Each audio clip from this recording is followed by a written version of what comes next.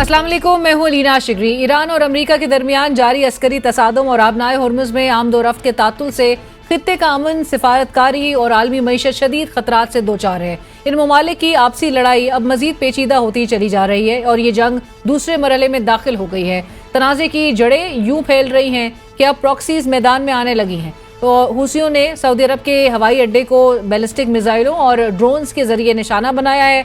इससे कबल सऊदी अरब ने सना बैनुल-अक़वामी हवाई अड्डे को निशाना बनाया था। वज़ीर आज़म शहबाज शरीफ साहब ने सऊदी अरब पर होने वाले हमलों की सख्त मजम्मत करते हुए कहा कि पाकिस्तान सऊदी अरब के साथ इज़हारी यकजहती और उनके खिलाफ किए गए हमलों की सख्त मजम्मत करता है। ऐसे काबिल मजम्मत इक़दामात सऊदी अरब की खुद मुख्तारी और इलाकाई सालमियत की खिलाफ वर्जी हैं और खित्ते में अमन व इस्तेहकाम को मजीद नुकसान पहुंचाने का सबब बन सकते हैं। इस तनाज़े की कहानी सिर्फ मिसाइलों और जंगी जहाज़ों तक महदूद नहीं। चंद हफ्ते कबल यही फरीकैन सिफारतकारी की मेज पर थे। 14 नुकाती इस्लामाबाद अकॉर्ड आबनाए हुर्मुज़ और खलीज फारस में बहरी नकलो हमल से मुताल्लिक 5वां नुक्ता तनाज़े की बुनियादी वजह बना हुआ है। अमरीकी सदर डोनाल्ड ट्रंप खुद को आबनाए हुर्मुज़ का मुहाफ़िज़ करार देने और बहरी जहाज़ों पर 20% टैरिफ वाले बयान पर ईरानी वज़ीर ख़ारजा अब्बास अराग़ची साहब कहते हैं कि ईरान हमेशा आबनाए हुर्मुज़ का मुहाफ़िज़ रहा और हमेशा रहेगा। अमरीकी सदर बिल्कुल दुरुस्त कहते हैं कि जो भी आबनाए हुर्मुज़ से गुजरने वाले तिजारती जहाज़ों को महफूज और पुरअमन गुज़रगाह फराहम करेगा उसे मुआवजा मिलना चाहिए। हम इस मामले में मुनसिफाना रवैया इख्तियार करेंगे क्योंकि 20% फीस बहुत ज्यादा है।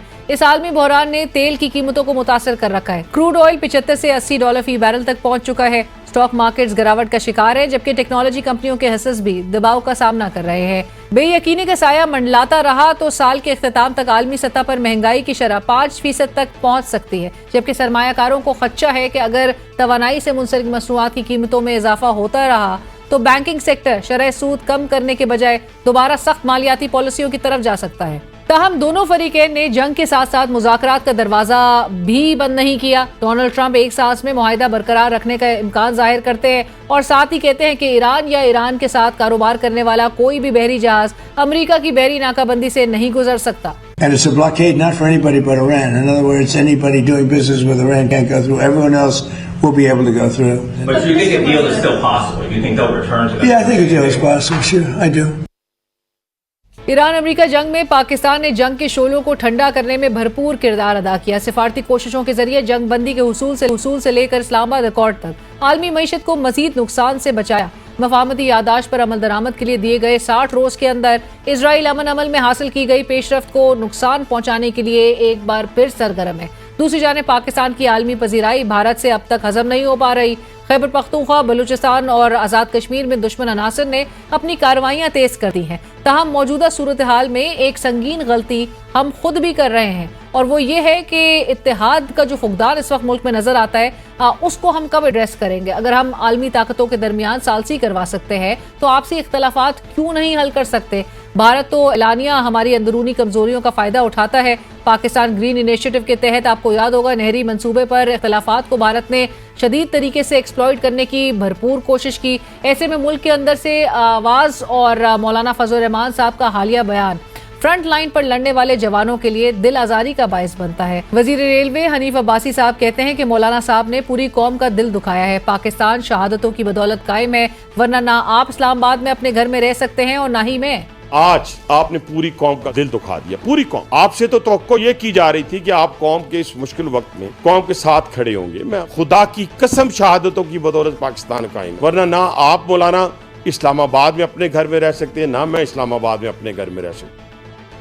अगर 12 साल में नेशनल एक्शन प्लान पर मुकम्मल अमल दरामद नजर आता तो शायद आज गवर्नेंस और डिलीवरी पर सवालात ना उठाए जा रहे होते। JUIFA के सीनियर रहनुमा सेनेटर कामरान मुर्तजा साहब ने सूबे बलूचिस्तान और खैबर पख्तूनख्वा में दहशतगर्दी की वजह गवर्नेंस की नाकामी करार दी है। जो कुछ हो रहा है बलूचिस्तान में, जो कुछ हो रहा है खैबर पख्तूनख्वा में, उसके ऊपर माफी मांगनी चाहिए कि गवर्नेंस जो है ना उसका बेड़ा गर्क हो गया है। साबिक वजीर आजम इमरान खान साहब से मुलाकात की बंदिश पर पाकिस्तान तहरीक इंसाफ ने बिलाखिर अलीमा खान साहिबा की कॉल पर लब्बैक कहा और पूरी लगन के साथ आज अडियाला जेल के बाहर से गैर हाजिर रही। ताहम आज मुलाकातियों की लिस्ट में शामिल chairman PTI barrister Gauhar Khan साहब और सेक्रेटरी जनरल सलमान अकरम राजा साहब समेत दीगर वकला अडियाला जेल के बाहर मौजूद रहे। अलबत्ता कोई MNA या MPA इमरान खान साहब की बहनों के साथ इज़हारी यकजहती के लिए नहीं पहुंचा। वाज़ेह रहे कि गुज़िश्ता हफ्ते अलीमा खान साहिबा ने PTI क़यादत को अडियाला जेल के बाहर एहतजाज के लिए न आने की हिदायत की थी। अलीमा साहिबा इससे कबल PTI लीडरान को तंबीह करती रहीं कि अगर कोई ओहदेदार इमरान खान साहब के बयानिए का वजन नहीं उठा सकता तो वो पार्टी से अलग हो जाए। फिर अडियाला जेल के बाहर 10,000 बंदे लाने की एहतजाजी कॉल, बैकडोर राब्तों पर तनकीद, जबकि वज़ीर आला खैबर पख्तूनख्वा सोहेल आफरीदी और PTI खैबर पख्तूनख्वा के सदर जुनैद अकबर साहब पर तहरीक ना चलाने पर भी बरहमी का इजहार करती रही। जो तहरीक का वजन नहीं उठा सकता, कोई ओहदेदार जो तहरीक का वजन नहीं उठा सकता,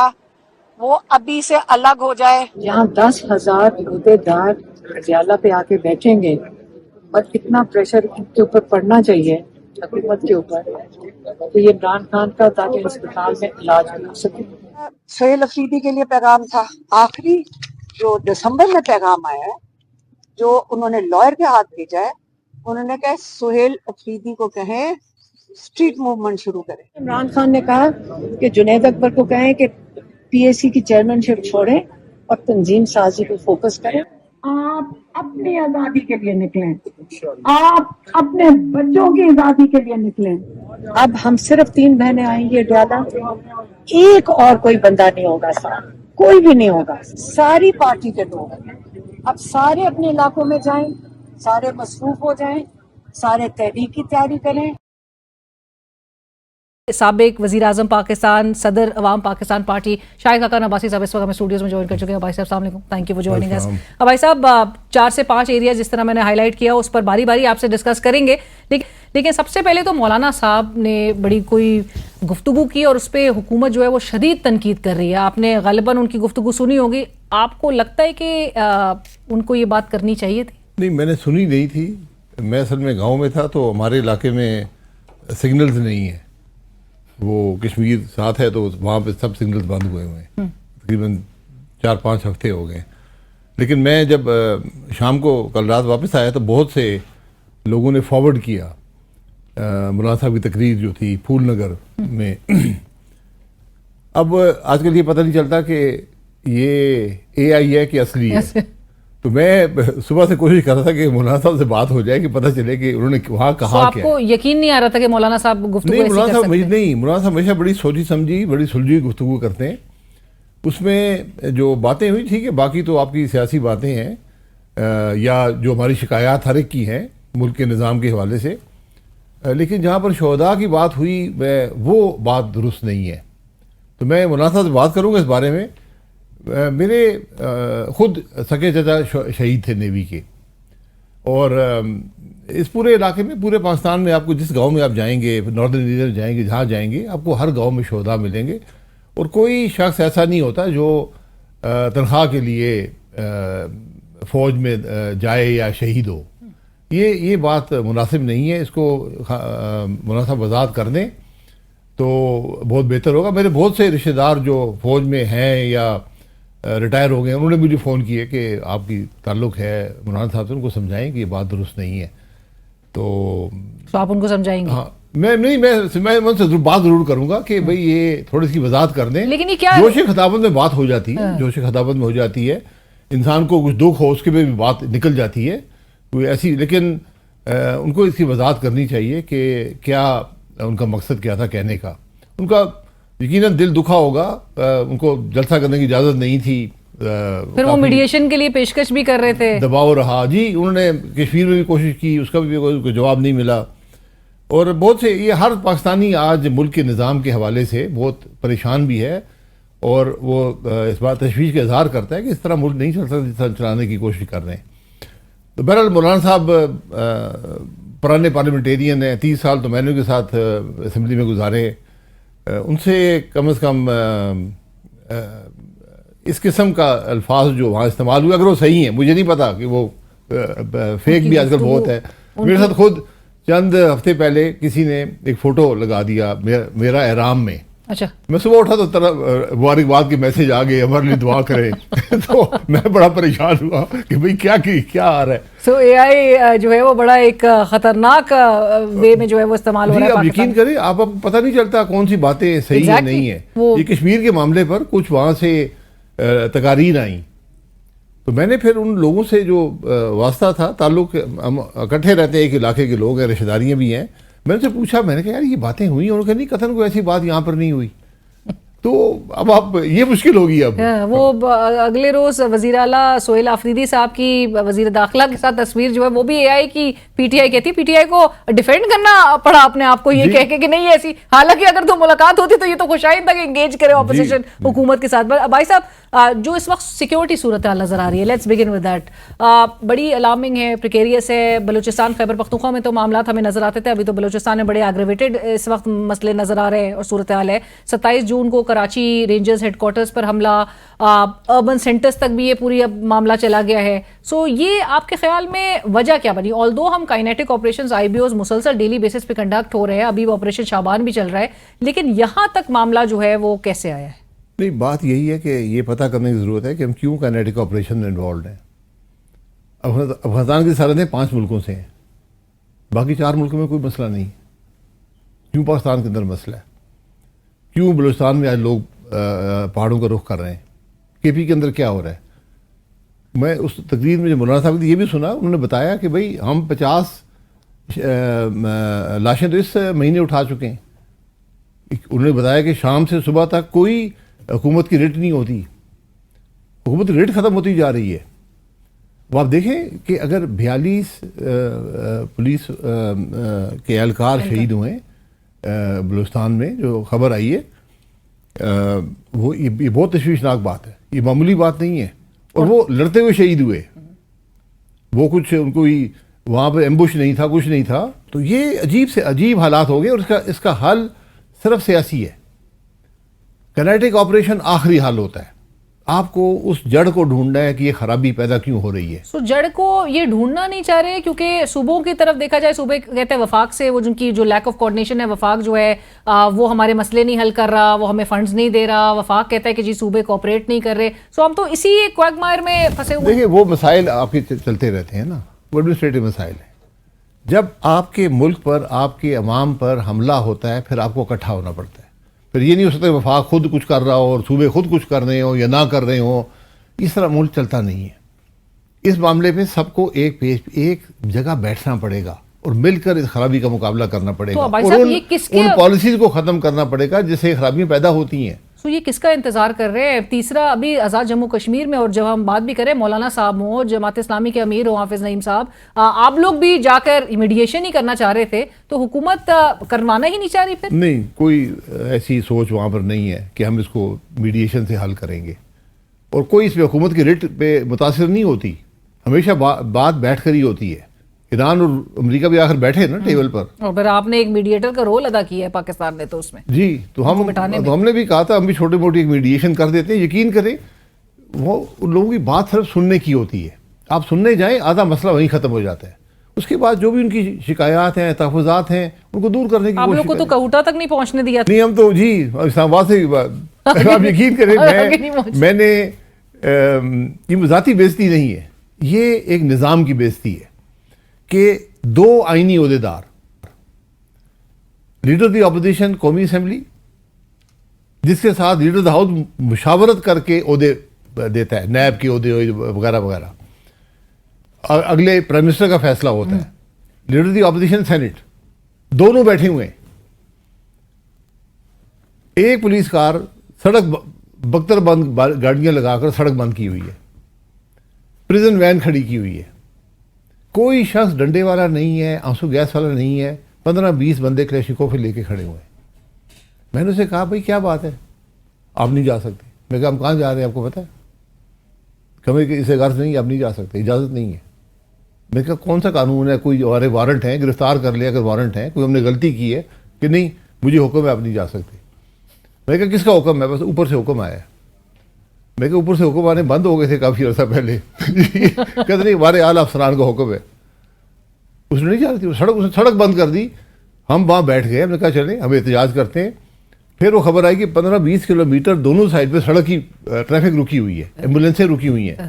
پھر ارشد صاحب نے فیصلہ کیا کہ ہم واپس چلتے ہیں. اور پریس کانفرنس میں یہ آج سوچ ہے. یہ جب آپ جمہوریت کے بارے میں یہ رویہ رکھیں گے، جب آپ کی یہ سوچ ہوگی ملک میں پارلیمان کے بارے میں، اس ملک کے آئینی عہدیداروں کے بارے میں, پولیٹیکل لیڈرز کے بارے میں. ہم ملک کے اندر ہیں, ہم کوئی بارڈر کراس نہیں کر رہے. ہم آزاد کشمیر میں بھی نہیں پہنچے. چلے آزاد کشمیر کے بارڈر پہ آپ کہہ سکتے ہیں جی ہم آزاد کشمیر میں جنگ ہے, آپ نہیں جا سکتے. ہم پاکستان کے اندر ہیں, دارالحکومت کے اندر ہیں, پنجاب کا صوبہ بھی آئے گا, اس کے بعد آزاد کشمیر آتا ہے. یہ آج کیفیت ہے. یہ آپ پوچھتے ہیں کہ خرابی کیا ہے ملک کے اندر؟ یہ خرابی ہے, خرابی رویے کی ہے. ملک میں جب تک رول آف لا نہیں ہوگا, آپ یقین کریں, یہ تو ایک پولیس کا اہلکار تھا, آئی جی پولیس کبھی یہ سوچ نہیں سکتا تھا کہ میں کسی ایم این اے کا راستہ روکوں گا, عام ایم این اے کا. یہاں پر ایک اہلکار بڑے بدماشی کے ساتھ وہ کھڑا ہوا ہے, نہیں جانے دوں گا. لیڈر دی اپوزیشن سینٹ, لیڈر دی اپوزیشن نیشنل اسمبلی, اور ایک سابق وزیر اعظم. سابق ہوتا ہے, اس کو کوئی عہدہ نہیں ہے. کیسے سابق آپ کہہ رہے ہیں؟ ابھی یہاں پر تو اس ملک میں ایک دوڑ لگی ہوئی ہے, وہ جو سابق لیجسلیٹرز ہیں. آج سینٹ کی قائمہ کمیٹی نے بلو پاسپورٹس کے لیے سب کے اسپاؤسز اور ان کے بچے, جن کی ڈیفینیشن اب ایج جو ہے نوجوان کی 28 سال سے کم بتائی جا رہی ہے, ان سب کے لیے بلو پاسپورٹ. سر ہم نے تو گرین پاسپورٹ کو عزت دلوانی تھی, اس کی حرمت بلند کرنی تھی, تو یہ ہمیں کون سی لت لگ سارے گئی؟ گرین کو بلو ہی کر دیں, بلکہ میرا خیال ہے سب کو ریڈ ہی دے دیں, ریڈ دے, جان چھوٹ جائے آپ کی. آپ جج بھی آپ سے لیں گے, بیوروکریٹس بھی لیں گے, ٹھیک ہے, آپ دے دیں. آپ کی جو اس کی ایک وقت ہے اس پاسپورٹ کی کہ آپ کو کچھ ملک ویزے کے بغیر جانے دیتے, وہ ختم ہو جائے گی, وہ بند کر دیں گے. ہمیں یہ ٹھیک ہے, آپ نے جو ریٹائرڈ لیجسلیٹرز کو دے دیا, ٹھیک ہے, اچھی بات ہے. کیوں سر؟ یہ میں کہہ دوں, آپ مطلب سرونگ والے پہ ایشو ہے, عام آدمی جو ہے وہ کس کرب سے گزر رہا ہے, یہاں پر اپنی مراعات مفادات نہیں, وہ اس کے تعلق سے ہمارے پاسپورٹ کی عزت اس لیے نہیں رہی کہ پاکستان نے اتنے پاسپورٹ جعلی جاری کر دیے. جعلی وہ نہیں تھے, وہ اصلی تھے, لیکن ان لوگوں کو جاری کیے جو اس کے اہل نہیں تھے. تو اس کا پورے دنیا میں ہمارا پاسپورٹ سب سے کمزور پاسپورٹ سمجھا جاتا ہے. اس میں پاکستان کی بات نہیں ہے, جو آپ نے پاسپورٹ جعلی جاری کیا اس کا مسئلہ ہے. اس طرح کے مسائل آپ کو ہر جگہ ملیں گے. لیکن یہ موجودہ حکومت تو دعوے کرتی ہے کہ ہمارے اقدامات سے جو ہے وہ پاکستان کی پاسپورٹ کو عزت ملی ہے, اکنامک انڈیکیٹرز بہتر ہوئے ہیں. آپ اور مفتاح صاحب جو ہیں وہ ہمیں بتاتے ہیں کہ ملک میں 75 سال میں اتنا قرضہ نہیں لیا گیا جتنا پچھلے 4 سال میں لے لیا گیا. آپ دبئی جا کر دیکھیں, یو اے ای ہمارا دوست ملک ہے, ہمارے سے لاکھوں پاکستانی وہاں کام کرتے ہیں, لیکن آج کیفیت یہ ہے کہ 135 ملکوں کے لوگ وہاں بغیر ویزے کے آتے ہیں. پاکستانی کو ویزا بھی لینا پڑتا ہے, ویزے بھی مشکلات بھی ہیں, اور میں ان کو بلیم نہیں کرتا, ہماری وہاں حرکتیں ایسی ہیں.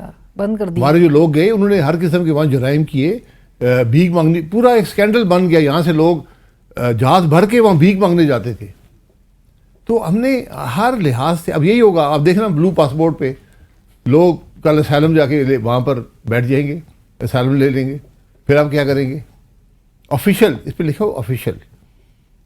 بہرحال یہ بھائی صاحب آپ کی اجازت سے ایک بریک شامل کرتے ہیں. ناظرین کہیں مت جائے گا, گفتگو کے سلسلے کو آگے بڑھائیں گے ایک بریک. Welcome back. ہمارے ساتھ موجود ہیں سابق وزیر اعظم پاکستان شاہد خاقان عباسی صاحب. گفتگو کو آگے بڑھاتے ہیں. بھائی صاحب, جو سیاسی عدم استحکام ہے, حکومت جو ہے وہ ایک طرف مذاکرات میثاق جمہوریت کے نعرے لگا رہی ہے, عملی اقدام اس سے آگے نظر ہی نہیں آتا. اپوزیشن بھی تقسیم ہے, اور موجودہ حالت اپوزیشن کی دیکھتے ہوئے تو ایسا لگ رہا ہے کہ تقسیم ہی رہے گی. سر یہ اپوزیشن صرف نہیں ہے, اس کے پاس حکومت بھی ہے.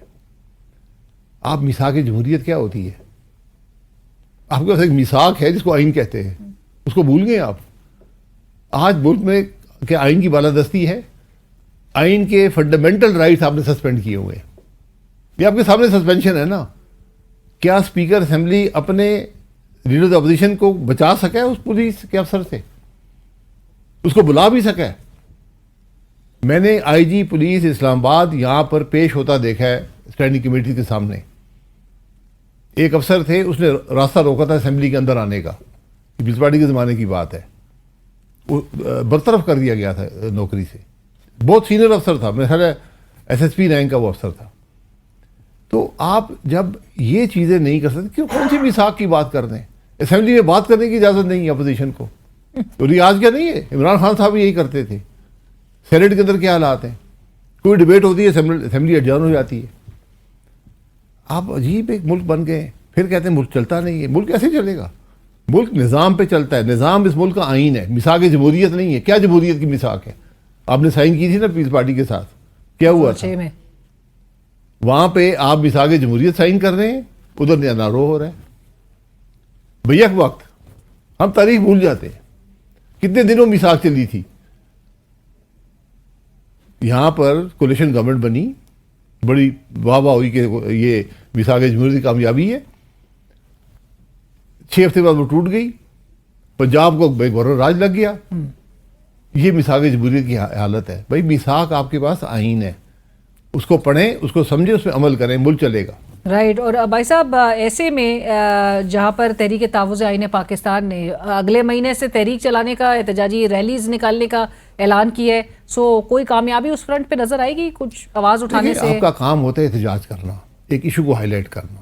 اور آپ پاکستان کا سب سے بڑا ایشو یہ ہے کہ آئین کی بالادستی نہیں, رول آف لا جسے کہتے ہیں نا. رول آف لا کے بغیر پاکستان کی نہ معیشت چلے گی, نہ نظام چلے گا, نہ ملک کے اندر اتفاق ہوگا, نہ ملک آگے بڑھ پائے گا.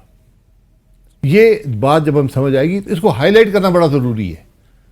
لوگ آج اتنے مایوس ہیں نظام سے, حکومت پورا زور لگا لے 500 بندے نہیں اکٹھے کر پائے گی, لوگ نہیں آتے, وہ مایوس کہتے ہیں یہ نظام ہی ختم ہو گیا ہے.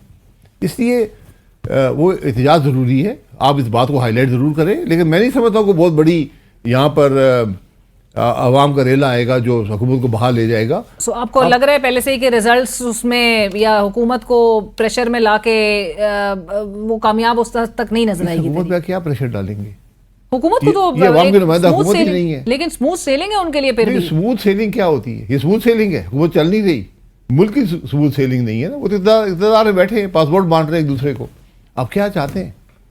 ہر چیز کا ہم کنیٹک حل ڈھونڈتے رہتے ہیں.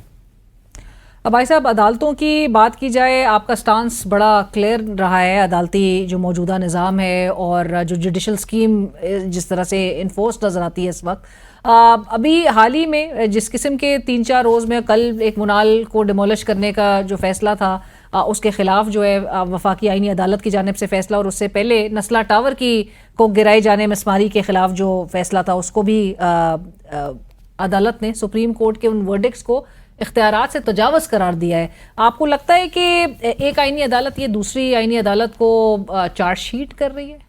سر یہ آئینی عدالتیں بنی کیوں ہیں؟ اسی لیے بنی تھی کہ جو فیصلہ ادھر نہ ہو سکے یہاں سے ہو جائے گا, یہاں نہ ہو سکے وہاں سے ہو جائے گا. تو یہ کیا بتا رہے ہیں ہمیں؟ یہ ہماری جوڈیشری بھی ختم ہو گئی ہے.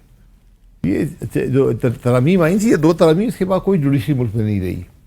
میں ایک ٹی وی پروگرام پہ گیا تو وہ صاحب تھے, وہ پوڈ کاسٹ ہے آج کل, باقی پروگرام تو ختم ہو گئے, تو وہ کہتے ہیں کہ اور بہت سے سوال کیے. انہوں نے کہا کہ آپ وزیر اعظم بنے, آپ کی تنخواہ کیا تھی؟ میں نے بات سنی, میں کیا بتاؤں, شرمندگی ہوتی ہے. میں کہ میری تنخواہ ایک ریٹائرڈ جج کی بیوہ کی پینشن سے کم تھی. آپ یقین کریں, اور یہ حقیقت ہے. وزیر اعظم پاکستان کی تنخواہ جج کی بیوہ کی پینشن سے کم ہے. یہ کیفیت ہے ملک کی. میرے شکوہ نہیں ہے, میں MNA تھا, بلکہ وزیر بھی تھا. تو میرے والد صاحب ایئر فورس ریٹائر ہوئے تھے 73 میں, تو میری والدہ کو پینشن ملتی تھی, تو میری تنخواہ ان کی پینشن سے کم تھی. تو آپ کی بطور وزیر؟ جی, میری بطور وزیر, وفاقی وزیر پاکستان کی تنخواہ ایئر فورس کی جو افسر تھے ان کی بیوہ کی جو والدہ تھی ان کی پینشن سے کم تھی. سر اب آپ کا ٹائم پیچھے رہ گیا. ابھی کے تو پرکس اور مفادات اب تو بڑھ گئے, اب تو کافی بڑھ گئی ہیں, اور اب کوئی چھوڑ بھی نہیں رہا اپنے مفادات اور امارات جو ہے. تو سر ابھی آپ سمجھتے ہیں کہ یہ جو پاور سٹرکچر کے تمام سٹیک ہولڈرز ہیں, ان کو اکٹھے ہونے کی, وہ جسٹس اطہر من اللہ صاحب جو ہے وہ ریٹائرمنٹ کے بعد اب وہ لکھ رہے ہیں, وہ کہہ رہے ہیں پولیٹیکل یونٹی, وہ 2007 کی وکلا تحریک کا حوالہ دیا جا رہا ہے کہ آج کوئی تحریک نہیں ہے, کوئی انڈیپینڈنس ہمیں میڈیا کی نظر نہیں آتی ہے, کوئی پولیٹیکل یونٹی نہیں نظر آتی ہے. سو مسئلہ اگین آپ سمجھتے ہیں رول آف لا سے ہی جڑا ہے؟ رول آف لا, اس کے علاوہ کوئی حل نہیں ہے آپ کے پاس. اور تمام وکلا تحریک کی حقیقت بھی کسی دن آپ کے سامنے آئے گی. وکلا تحریک کی جی بتائیں نا, تھوڑا روشنی ڈالیں. نہیں, بہت سے لوگ ناراض ہو جائیں گے.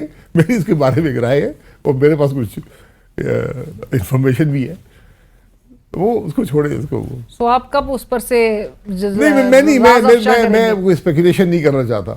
لیکن میں بہرحال کسی دن جو میری رائے میں بتا دوں گا پوڈ کاسٹ پہ پھر آپ بتا دیں پوڈ کاسٹ سے بتائیں. تھینک یو سو مچ بھائی صاحب. جی جی حقائق کی ایک ہی جگہ رہ گئی ہے پوڈ کاسٹ, وہ بھی گھبراتے ہیں. سوشل میڈیا جو ہے اس وقت اس سے کچھ چیز ڈھکی چھپی نہیں ہے. بٹ بہت شکریہ بھائی صاحب, thank you so much for joining us. وقت ہوا ایک بریک کا, ہمارے ساتھ رہیے. ہمیں جوائن کریں دفاعی تجزیہ کار میجر جنرل ریٹائرڈ زاہد محمود صاحب. جنرل صاحب السلام علیکم, بہت شکریہ پروگرام میں جوائن کرنے کے لیے. اور ہمیں جوائن کر رہے ہیں سینئر صحافی تجزیہ کار کامران یوسف صاحب, who's been covering the entire process, جہاں پر مذاکرات کے بھی حوالے سے جو ہم نے اسٹیجز دیکھی. کامران صاحب السلام علیکم, بہت شکریہ آپ نے بھی جوائن کیا. زاہد صاحب آپ کی اجازت سے میں کامران صاحب سے گفتگو کا آغاز کرنا چاہوں گی because he is been covering. اور سوئٹزرلینڈ مذاکرات جو ٹیکنیکل ہمیں جو اس وقت ملاقات اور مذاکرات ہوتے ہوئے نظر آئے تھے کامران صاحب, سب کی انڈرسٹینڈنگ یہی تھی کہ معاملات اب بہت خوش اسلوبی کے ساتھ بہتری کی جانب رواں دواں نظر آ رہے ہیں. ہاؤیور جو جس قسم کی اب اس وقت اسکیلیشن اور جو موجودہ صورتحال دکھائی دے رہی ہے, کیا آپ سمجھا جائے کہ جو اسلام آباد ایم او یو تھا وہ it has become a thing of the past, قصہ پارینہ اسے سمجھا جائے, اور معاملات اس اتنے انٹینسیفائڈ کیوں نظر آ رہے ہیں اب؟ دیکھیں, جہاں تک اسلام آباد میمورینڈم آف انڈرسٹینڈنگ کی بات ہے تو ٹیکنیکلی آن پیپر تو آپ کہہ سکتے ہیں کہ وہ آن دا ورج آف کلیپس یا کلیپس ہو گیا ہے. But having said that I think دونوں طرف سے, نہ تو ایران نہ ہی امریکہ کی طرف سے ایکسپلسٹلی اس طریقے سے کہا نہیں گیا کہ ہم دوبارہ ٹاکس کی طرف واپس نہیں جا سکتے. ایک فریم ورک, ایک انڈرسٹینڈنگ آلریڈی موجود ہے, اور اگر تھرو میڈیٹرز یا خود ایران اور امریکہ کو ریئلائزیشن ہو تو اس کی طرف واپس جایا جا سکتا ہے. تو وائل ایٹ دا مومنٹ آپ کہہ سکتے ہیں کہ جو اسلام آباد ایم او یو ہے ان اے کرائسس سٹیج ہے, جیسے ایران کے فارن منسٹری کی ترجمان نے بھی کہا تھا, یا آپ کہہ سکتے ہیں کہ آئی سی یو میں ہے, بٹ کمپلیٹلی میرے خیال میں out of the picture at the moment نہیں ہے. اب یہ جو ایسکیلیشن ہے, آئی تھنک ایک تو ایک لحاظ سے ایکسپیکٹیشن اس اعتبار سے خدشات تھے اس بات کے کہ باوجود اس کے کہ ایم او یو ہو گیا ہے, لیکن اتنا جلدی یہ چیزیں خاص کر کے ایکسپلوڈ ہوں گی, خاص کر کے ان ایشوز کے اوپر جن کے بارے میں اپیرنٹلی کہا جاتا کہ لو ہینگنگ فروٹ ہے, یعنی کہ اصل ایشو تو ایون جنگ سے پہلے اسٹریٹ آف ہرموز کا تھا ہی نہیں, کے لیے نیوکلیر پروگرام تھا. اصل ایشو ایران کے لیے اس بات پر اعتبار کرنا جو ان کے اوپر سینکشنز ہیں وہ لفٹ ہوں گی یا نہیں ہوں گی. اسٹریٹ آف ہرموز تو یہ جنگ سے پہلے تو یہ نان ایشو تھا, اور اب یہ ایک بہت بڑا ایشو بن گیا. I think it's the biggest stumbling block in going forward. Right. جن صاحب, جو وائس پریزیڈنٹ امریکہ کے J D Vance, I remember گزشتہ ماہ تک وہ اس بات کو بہت سیلیبریٹری انداز میں یہ بتا رہے تھے اور بہت ہی اس کو ویری ویری گڈ انہوں نے قرار دیا تھا. جو ایران کی جانب سے آپ کو یاد ہوگا نیگوسیشنز ہو رہی تھیں, اور جو نیوکلیر انسپیکٹرز کے حوالے سے جو ایران نے ایکسس بھی اس کے لیے آمادگی کا اظہار کیا تھا. سو بہت خوشائن کچھ ڈیولپمنٹس, کچھ پروگریس کو کنسیڈر کیا جا رہا تھا. کیا حالیہ جو اسکیلیشن ہے اس نے بالکل کمپلیٹلی اوور شیڈو کر دیا ہے اس پورے عمل میں جتنی پروگریس ہم نے دیکھی, اور اس وقت جو بظاہر سچویشن نظر آ رہی ہے ایک نو وار نو پیس والے گرے زون کی طرف معاملات چلے گئے ہیں, کیا آپ کو اسی طرح سے آگے بھی آپ فورسی کر رہے ہیں کہ یہ کنٹینیو ہوگا, اور یہ براڈن ہونے کے جو خدشات ہیں اس کی جھلک ہمیں نظر آ رہی ہے سعودی عرب میں, جارڈن میں, اور جس قسم کے ہمیں اس وقت ملٹری سٹرائکس دکھائی دے رہی ہیں؟ ملینا, آپ نے بڑا کمپریہنسو چیزیں پوچھی ہیں. دیکھیں, پہلی بات تو آپ کامران سے بھی پوچھ رہی تھی کہ پہلے ہم نے دیکھا یہ کہ یہ میڈیشن یا جو میمورینڈم آف انڈرسٹینڈنگ ہے یہ پیدا کن حالات میں ہوا, اور اس کی برتھ کیسے ہوئی. برتھ تب بھی ہوئی جب دونوں وارنگ فیکشنز جو ہے, دونوں پرنسپلز جو ہیں, وہ اس نتیجے پر پہنچے کہ military is not providing them the checkmate میٹ سچویشن, اور انہیں ڈائیلاگ کرنا ہوگا, اور آف کورس آف ریمپ کے لیے یہی ایگزٹ کارڈ اویلیبل تھا. اب بھی انٹیکٹ ہے, اس وقت فاگ ضرور ہے اسکیلیشن کی, لیکن انٹیکٹ ہے. اب کتنا عرصہ انٹیکٹ رہتا ہے that has to be seen, اور اس کو ڈکٹیٹ کرے گا اسپوائلر اسرائیل اور دونوں سائڈز کے ہارڈ لائنرز کہ آیا یہ واپس ٹیبل پہ جانا چاہتے ہیں کہ یہ نہیں جانا چاہتے. اور اگر جائیں گے نہیں تو آج نہیں تو کل انہوں نے اس ٹیبل کی طرف آنا تھا, اور اگر ٹیبل پہ نہیں آئیں گے تو پیچھے رہ جائے گا کیوس, کیونکہ جو امریکن ہسٹری ہے وہ کانفلکٹ زون سے ایگزٹ کر جانا, ان کے اوپر کوئی مورل obligation یا وہ مورل پریشر نہیں لیتے کہ ایک وار کو لاجیکل کنکلوژن یا اینڈ تک پہنچائیں فار دا اسٹیبلٹی. سو جب یہ بڑی طاقتیں کہیں سے بھی نکلتی ہیں, آپ رشیا کا وڈرال دیکھ لیں افغانستان سے, امریکہ کا وڈرال دیکھ لیں افغانستان سے, عراق سے, ویتنام سے, یہ پیچھے کیاس چھوڑ کے گئی ہیں, یہ پیچھے بلینز آف ڈالرز کے اسلحہ چھوڑ جاتی ہیں, کانفلکٹ چھوڑ جاتی ہیں. برٹش امپائر ختم ہوئی تو آج تک ہم کشمیر کے وہ اس کیاس سے گزر رہے ہیں. تو this is not a new norm, کوئی نیو نارمل نہیں ہے, دس از نارمل تھنگ ایک جو ہوتی رہتی ہے, اس کا مجھے بہت خوف ہے. دیکھیں یہ چیزیں بڑھ رہی ہیں, بڑھ ضرور رہی ہیں, آپ نے خود اشارہ کیا, ہوتیز انوالو ہو رہے ہیں, سعودی عربیہ انوالو ہو رہا ہے, اسٹریٹجک پیشنس جی سی سی کنٹریز کا کم ہوتا جا رہا ہے, قطر جو ہے وہ پروسیس سے باہر ہو رہا ہے, میڈیشن کے پروسیس سے, عمان کیچ 22 کی کنڈیشنز میں. تو جب یہ فرسٹریشنز بڑھتی ہے تو امیجیٹ ریلیف کے لیے بڑے ڈینجرس اسٹریٹجک ڈیسیژنز بھی لے لیے جاتے ہیں.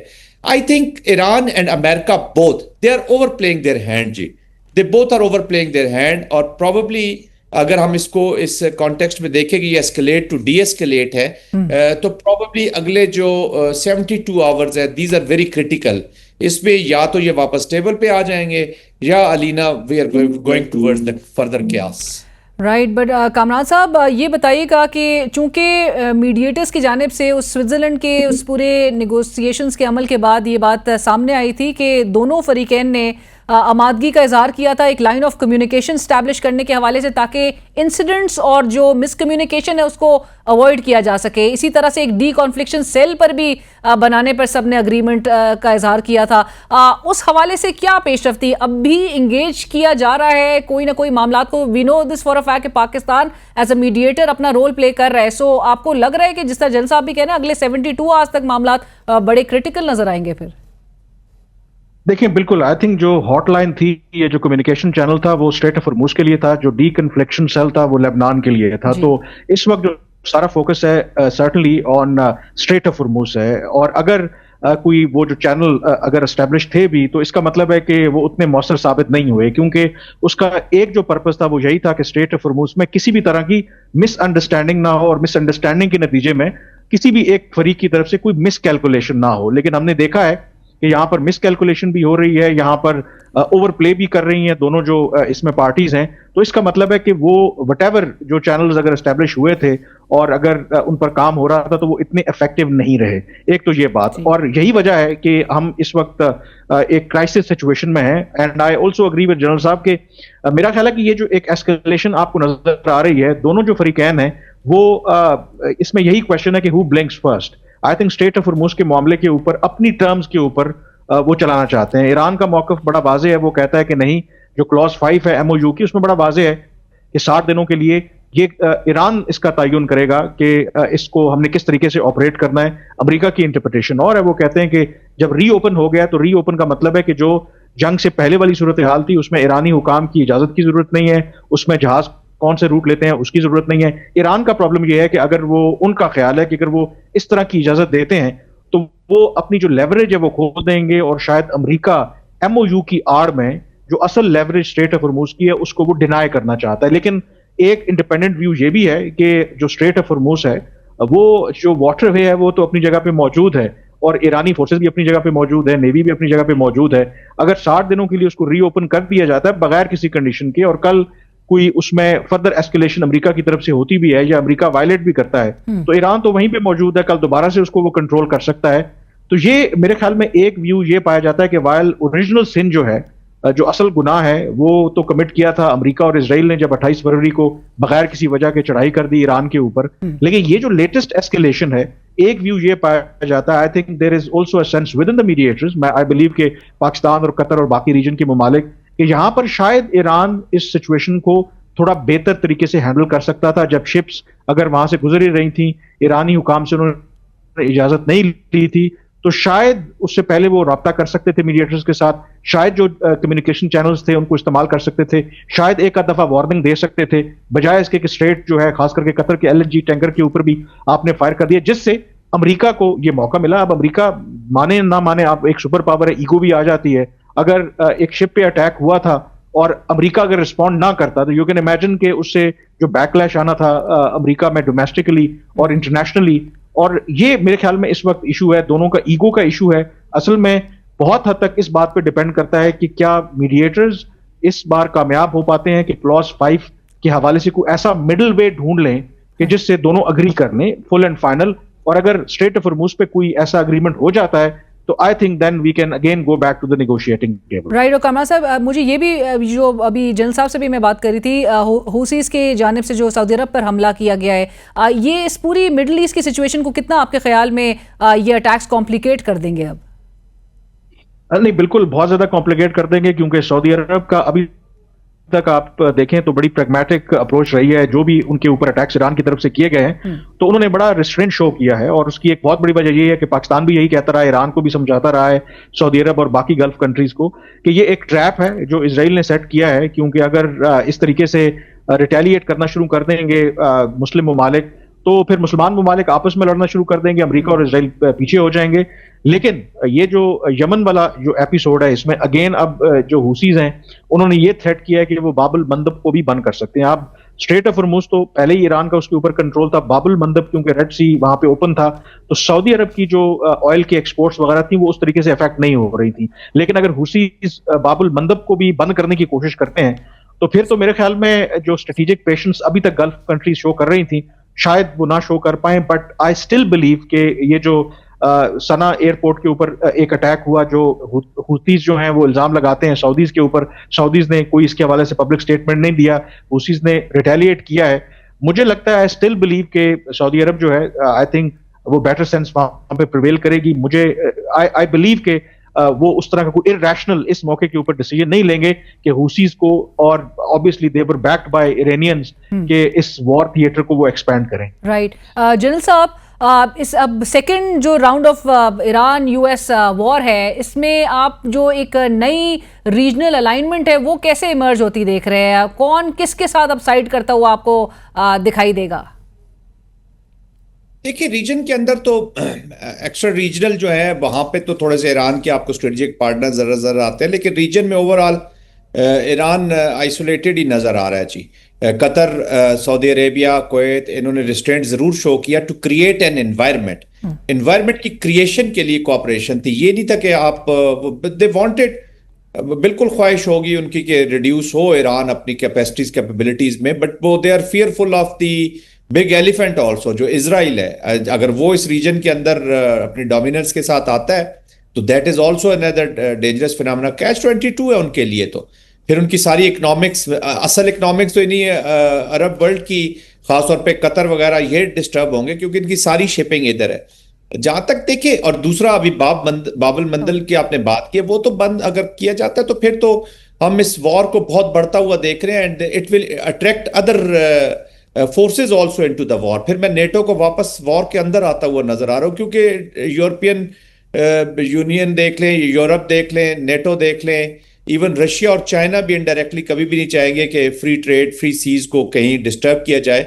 और आज तो ईरान की डिस्ट्रप्शन नजर आ रही है, उनके हो सकता है स्ट्रेटेजिक पार्टनर इफेक्टिव हो चाइना और रशिया के साथ, बट फॉर फ्यूचर कल कोई और मुल्क शुरू हो जाएगा, वो बल चोकिंग शुरू कर देगा। न्यू नॉर्मल कभी भी इंटरनेशनल ट्रेड जो है वो अफोर्ड नहीं कर सकेगा, और फिर यूनाइटेड नेशन सैंक्शंस, तो फिर ईरान के लिए काफी प्रॉब्लम्स हो सकती है। मैं ये नहीं कह रहा कि उनकी स्ट्रेटेजिक अभी लेवरेज अभी तक तो इफेक्टिव है, लेकिन एज आई सेड कि हर लेवरेज की एक शेल्फ लाइफ होती है।